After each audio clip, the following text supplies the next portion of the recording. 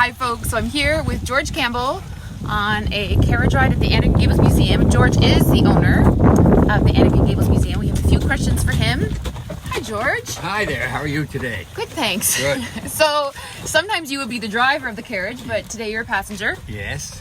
So George, tell us about the Anne of Green Gables Museum here and your affiliation with Lucy Maud Montgomery and when you opened.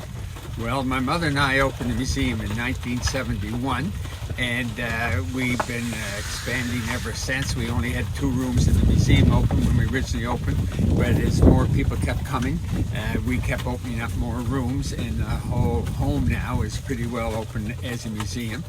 And my great-grandfather and Lucy Maud Montgomery were first cousins.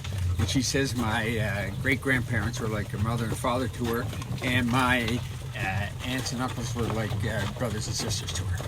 So that's how many generations ago? That is 3 generations ago. Right, so I'm the 4th generation. Yes. Right, so I'm George's daughter, for anyone that doesn't know that.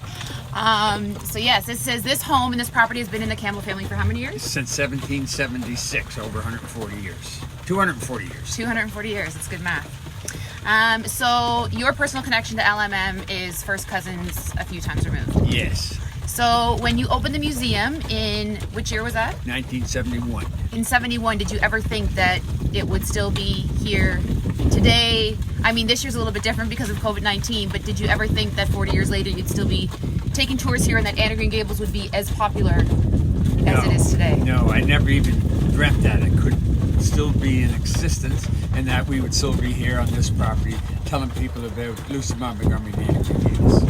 So what part of Anne's character do you think it is that people are so attracted to, and that's given it the longevity it has of being a book published in so many different languages and read by so many millions of people across the globe? What part of her character do you think it is that people are drawn to?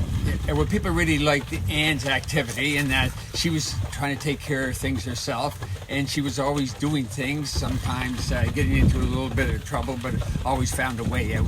So that seems to be the big thing about it. Anne really loved home, and Green Gables was very important to her. So I think a lot of people feel affiliated to the book because of her sense of home. Absolutely.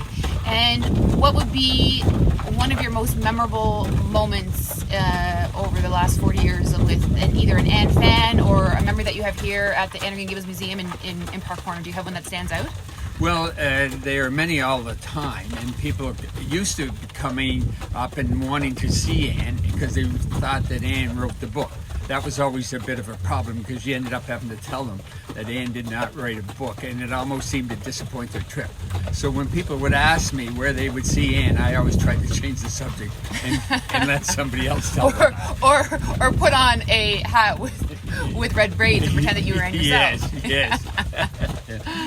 I was last summer an elderly couple got off the carriage ride, and the woman come up to me in an exasperation tone and said, "Would you tell my husband that Anne is not alive? She's a character that died over 100 years ago, and he's not going to see her on this trip. Would you tell him that? Because he keeps asking me, when are we going to see Anne of Green Gables?" Yes, so of course this is a very different year for tourism across Prince Edward Island. What are your hopes for 2021 and looking forward? Well, I guess what we really hope for is that they develop a vaccine, that people will feel comfortable traveling again. We need the cruise ship business, and we need the motor coach business, and we need Ontario, Quebec, and the New England states arriving here, and also the Japanese, to make it really work for us. Absolutely. Well, thanks so much for your time today. Thanks for joining me in this carriage ride, and we'll see everyone next time. Take care. Great, then. Bye. Bye-bye.